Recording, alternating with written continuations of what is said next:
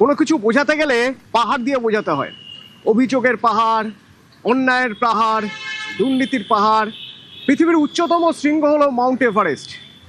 যে দুর্নীতির অভিযোগ উঠছে, যে দুর্নীতির খবর পাওয়া যাচ্ছে তৃণমূল জামানায়, তাকে দুর্নীতির এভারেস্ট বলা চলে কিনা আপনি বিচার করবেন। কারণ 2011 সাল থেকে এখনো পর্যন্ত 2.5 লক্ষ কোটি টাকা হিসেব নেই।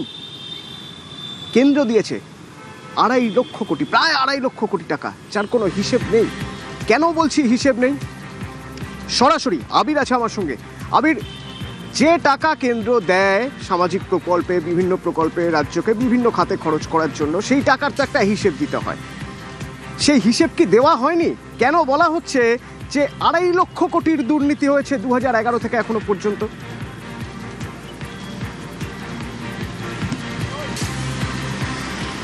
প্রথমত হচ্ছে, তুমি জানো যে রাজ্যপাল সিভি আনন্দ বোস থাকার সময় তিনি রাজ্যকে উল্লেখ করেছিলেন যে তাদের যে সিএজি রিপোর্ট সেটা প্রকাশ করা হোক। 2020, 21, 22, 22, 23, 24, 24, 25 যে রিপোর্ট সেটা যেন প্রকাশ করা হয়। এবং সিএজির রিপোর্ট অত্যন্ত গুরুত্বপূর্ণ, তার কারণ কেন্দ্রের তরফ থেকে যে অর্থ দেওয়া হয় সেই অর্থের মোতাবেক রাজ্য কি কাজ করছে তার একটা হিসেব তার মধ্যে উল্লেখিত থাকে। যদি সেই ধরনের রিপোর্ট যদি জমা না পড়ে, তাহলে মনে করা হয় যে সিএজি মনে করে যে কোথাও গিয়ে এই অর্থর অপব্যয় করা হয়েছে, অর্থাৎ যে খাতেই অর্থকে ব্যবহার করা প্রয়োজন, যেভাবে এর কাজ করা প্রয়োজন, সেই কাজটাকে তারা করে উঠতে পারেনি। ফলে এই যে টাকার নয়-ছয়ের একটা অভিযোগ থাকে। গত কয়েক বছর ধরে তুমি দেখেছো, যখন বর্তমানে যারা রাজ্যের শাসক দল তারা যখন বিরোধী ছিল, এছাড়াও বাকি বিরোধী দল যারা ছিল তারা তৃণমূল কংগ্রেসের বিরোধিতা করতে গিয়ে বারবার নানা সময় ধরে দুর্নীতির প্রসঙ্গ নিয়ে বারবার ধরে সরব হতেন। এবং এই দুর্নীতির প্রসঙ্গ নিয়ে কথা বলতে গিয়ে তারা কোন বিষয়ে আলোকপাত করতেন? তারা বলতেন যে পাহাড় প্রমাণ দুর্নীতি হয়েছে। শিক্ষাক্ষেত্র, খাদ্য, আরও অন্যান্য ক্ষেত্রে প্রায় প্রত্যেকটা জায়গাতেই দুর্নীতি তৈরি হয়েছিল। আসলে এই যে টাকা কেন্দ্রের তরফ থেকে দেওয়া হয়েছিল, সেই টাকা সত্যি রাজ্য সরকার কি কোথাও ব্যবহার করেছিল? তাহলে সিএজি রিপোর্ট প্রকাশ করে দিলেই সেটা বুঝতে পারা যেত। যদিও গত কয়েক বছর এখানে একটা প্রশ্ন থাকবে, সেই রিপোর্ট একটা রাজ্যের সরকার চলছে 2011 সাল থেকে 2026 সাল পর্যন্ত, 15 বছর। সেক্ষেত্রে এই যে সিএজি রিপোর্ট দিতে হয়, ক্যাগ রিপোর্ট দিতে হয় কেন্দ্রের টাকার বদলে, বা কেন্দ্র যে টাকা দিচ্ছে তার জন্য, এটা কি জানতো না? নাকি এই সিএজি রিপোর্ট দেওয়া হচ্ছিল না এই কারণে যে তাহলে টাকা কোথায় কোন খাতে খরচ হয়েছে তাতে একটা বিস্তর গরমিল পাওয়া যেতে পারে? তোমার কি মনে হয়?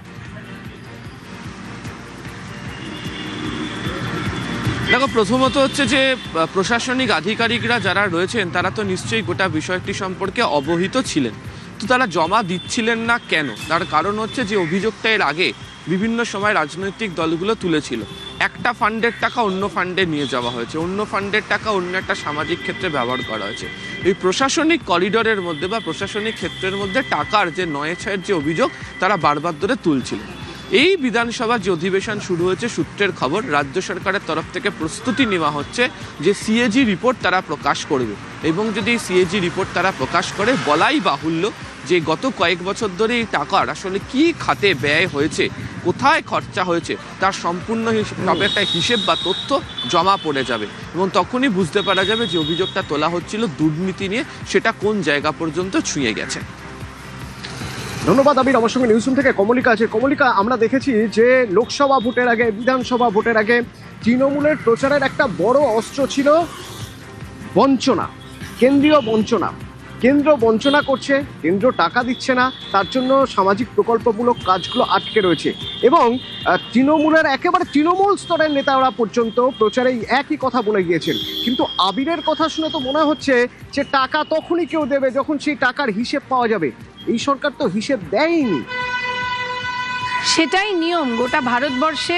যখনই কেন্দ্রের টাকা বা যে কোনো টাকা, যে কোনো প্রজেক্টে যে কোনো টাকা, বিশেষ করে সরকারি টাকা, সেটা যখন ব্যবহার করা হয়, কিভাবে ব্যবহার করা হলো এবং তার যে ইউটিলাইজেশন সার্টিফিকেট ইউসি সেটা দিতে হয়। এবং এই যে সিএজির যে রিপোর্ট, এটা যে পেশ করতে দিতে চাইতো না তৃণমূল সরকার, তার আমরা যেটা সূত্র মারফতে জানতে পারছি, তার একটা প্রধান কারণ হচ্ছে কারণ ওই সিএজি রিপোর্টটার মধ্যে তো এই বিষয়গুলো উঠে আসতো। আমরা যেটা দেখতে পাচ্ছি যে পঞ্চায়েত দপ্তর, দপ্তর, স্কুল শিক্ষা দপ্তর, নগর উন্নয়ন দপ্তর, এই সমস্ত দপ্তরের সবচেয়ে বেশি এই সমস্ত দপ্তর থেকে আসছে এই কমপ্লেন যে এই জায়গা থেকে কোনো ইউসি দেওয়াই হয়নি। সুতরাং সেখান থেকে দাঁড়িয়ে এত বছর ধরে একটা রাজ্যের সিএজি রিপোর্ট পেশ করতেই দেওয়া হয়নি। কেন করতে দেওয়া হয়নি? কারণ সেই রিপোর্ট যদি পেশ করা হতো তাহলে এই যে সমস্ত রকমের সমস্যা, অর্থাৎ এই যে পাওয়ার করিডোরের মধ্যে এখান থেকে ওখানে পয়সা গেছে, ওখান থেকে এখানে পয়সা গেছে, সেগুলো নিয়ে প্রশ্ন উঠতো, সেগুলোর কথা লেখা থাকতো এবং সেগুলো তৃণমূল কংগ্রেসের ভালো লাগতো না এবং তার জন্যই বলা যেতে পারে, যেটা আমরা জানতে পারছি, যে কোনো মতেই সিএজি রিপোর্টটা পেশ করতে দিত না। উত্তরপ্রদেশ থেকে, গুজরাট থেকে, মধ্যপ্রদেশ থেকে সমস্ত জায়গায় পয়সা যায়, ইউসি সার্টিফিকেট দেওয়া হয় এবং আরও পয়সা চলে আসে। তোমাকে একটা পয়সা, আপনাকে একটা পয়সা দেওয়া হচ্ছে, সেই পয়সার খরচটা আপনাকে তো দেখাতেই হবে। সেটা না দেখিয়ে তো বারবার আপনি পয়সা আপনার কাছে আসতে পারে না। সুতরাং এই যে একটা পলিটিক্যাল অপটিক্স তৈরি করার চেষ্টা করেছিল তৃণমূল কংগ্রেস, সেটা কত ভুল এই সিএজি রিপোর্ট যদি পেশ করে রাজ্য সরকার, তাহলে এই জিনিসটাও কিন্তু স্পষ্ট হয়ে যাবে যে বারবার বঞ্চনা বঞ্চনা বঞ্চনা, মানে আপনি তো কোনো হিসেবই দিচ্ছেন না। আপনি যদি হিসেব না দেন তাহলে আপনাকে কিভাবে টাকা দেওয়া হয়? সুতরাং এটা একটা পলিটিক্যাল অপটিক্স তৈরি করার একটা ব্যবস্থা ছিল, একটা পরিকল্পনা তৃণমূল কংগ্রেসের ছিল, যে সমস্ত জায়গায় কেন্দ্রের বঞ্চনা। কিন্তু এই যে পঞ্চায়েত এবং গ্রাম উন্নয়ন দপ্তর, স্কুল শিক্ষা দপ্তর, নগর উন্নয়ন দপ্তর, কোনোটাতেই দেয়নি ঠিকমতো ইউসি। সেটাই সবচেয়ে বড় কারণ এবং তাই তারা সিএজি রিপোর্ট পেশ করতে চায়নি। এত বছর ধরে সিএজি রিপোর্টই পেশ হয়নি, সেটাই সবচেয়ে বড় কারণ, এমনটাই মনে করা হচ্ছে।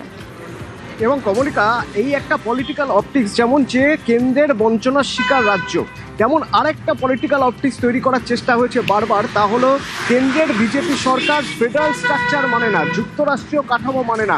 কিন্তু যুক্তরাষ্ট্রীয় কাঠামোর তো সহজ উপায়, যে টাকাটা আসবে সেই টাকাটা রাজ্য খরচ করে রাজ্য আবার কেন্দ্রকে জানাবে, তবেই কেন্দ্র রাজ্য সমন্বয় থাকবে, কেন্দ্র রাজ্যের মধ্যে সুষ্ঠু বাতাবরণ তৈরি হবে। তাহলে তো ফেডারেল স্ট্রাকচার তৃণমূল সরকারই মানেনি।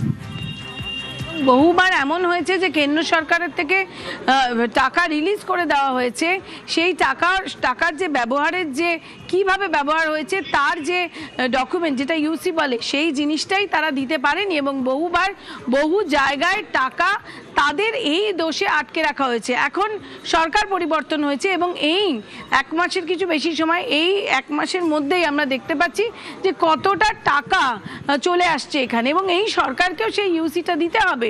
সুতরাং এই যে একটা ওই যে একটা পলিটিক্যাল অপটিক্স তৈরি করে রাখা হয়েছিল যে কেন্দ্রের বঞ্চনাকে, সেটা নিয়ে আমরা দেখেছি ভালোভাবে রাজনীতিও চলেছে।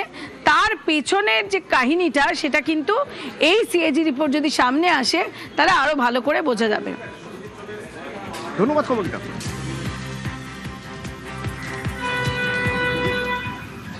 আরও একটা গুরুত্বপূর্ণ সিদ্ধান্ত নেওয়া হয়েছে, একটা নির্দেশিকা জারি হয়েছে। এই যে সিভিক ভলেন্টিয়ার, এই সিভিক ভলেন্টিয়ারদের একবার ছাড়াই বাছাই করা হবে, মানে একবার স্ক্রুটিনি করা হবে যে এদের কোন ভিত্তিতে, এদের কোন যোগ্যতার ভিত্তিতে এদেরকে সিভিক ভলেন্টিয়ার করা হয়েছিল, কোন যোগ্যতার ভিত্তিতে।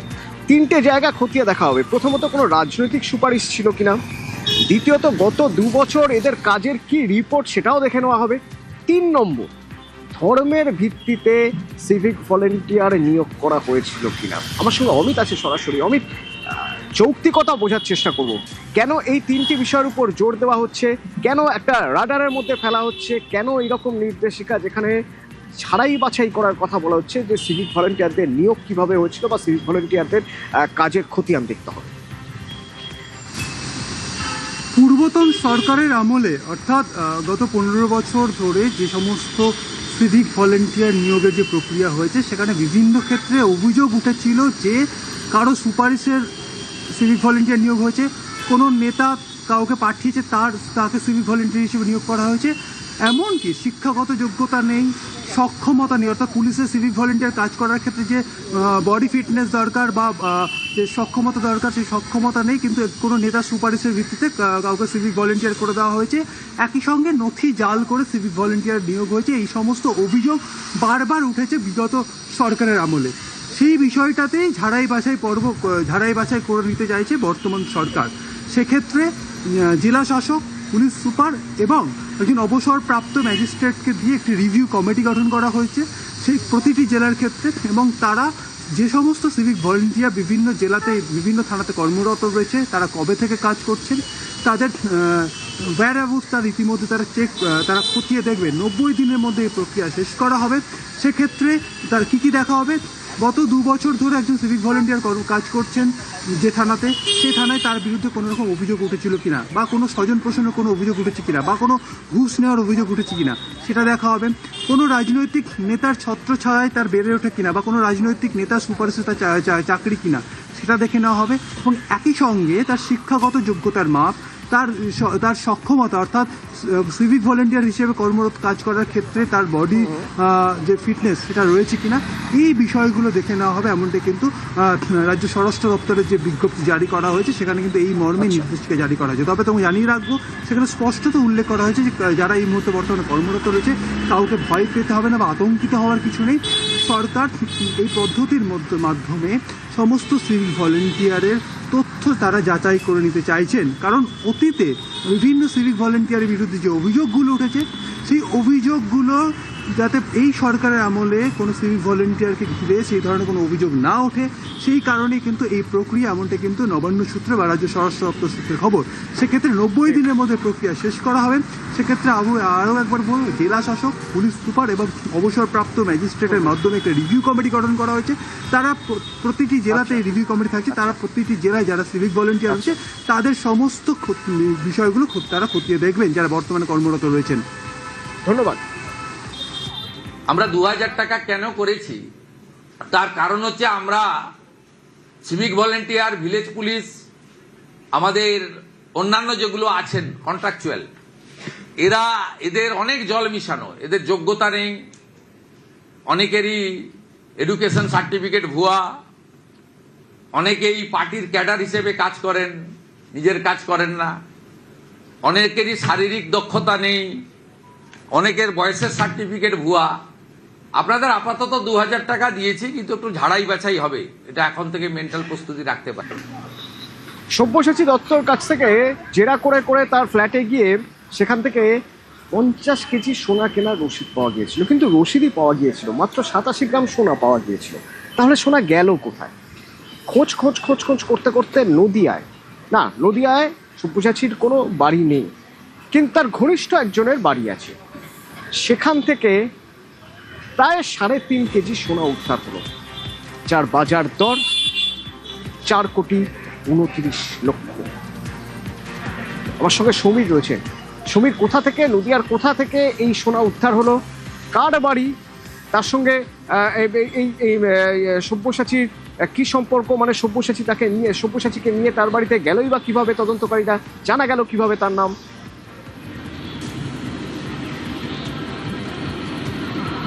দেখো, যার বাড়ি থেকে এই সোনা উদ্ধার হয়েছে তার নাম টিনা ভৌমিক সাহা।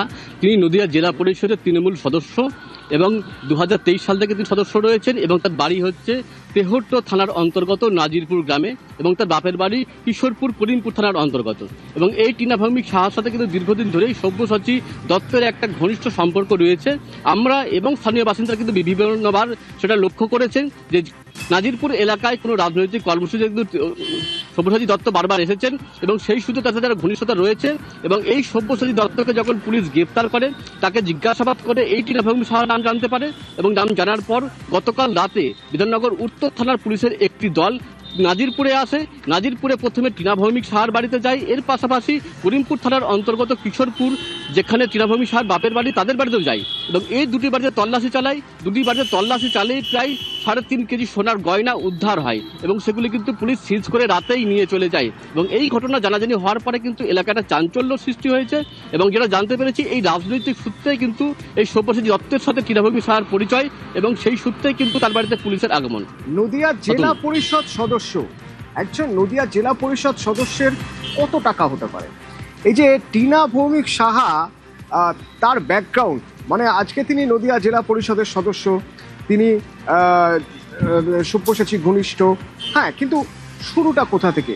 এলাকার মানুষ কি বলছেন? এত টাকা যে তার বাড়ি থেকে, বা এত টাকার সোনা যে তার বাড়ি থেকে পাওয়া গেল, তাতে এলাকার মানুষের যারা চিনতেন তাদের কি প্রতিক্রিয়া?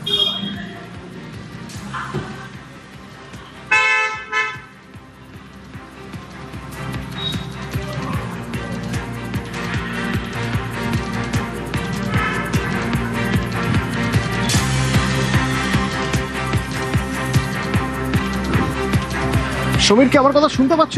সমীর, এই টিনা, তার ব্যাকগ্রাউন্ডটা জানার চেষ্টা করব, কিন্তু এখন একজন সাধারণ নদিয়ার জেলা পরিষদের সদস্য দেখতে পাচ্ছি আমি। তো এই জেলা পরিষদের সদস্যের বাড়িতে এত কোটি টাকার সোনা কি করে এলো?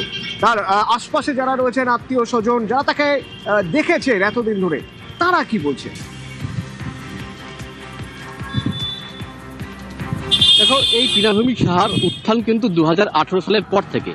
2018 সালে তিনি নদিয়া জেলা পরিষদের সদস্য নির্বাচিত হন এবং পরবর্তীকালে 2023 সালেও তিনি নদিয়া জেলা পরিষদের সদস্য নির্বাচিত হন এবং তিনি দফায় নদিয়া জেলা পরিষদের সদস্য রয়েছেন। কিন্তু 18 সালের আগে তার গ্রামের বাড়ি এবং শ্বশুর বাড়ি দুটি পরিবারের কিন্তু অবস্থা ছিল নিম্ন মধ্যবিত্ত এবং খুবই সাদামাটা পরিবারের, এবং সেই জায়গা থেকে তার রাজনৈতিক যেমন উত্থান হয়েছে, একই সাথে ফুলে ফেপে উঠেছে তার সম্পদ।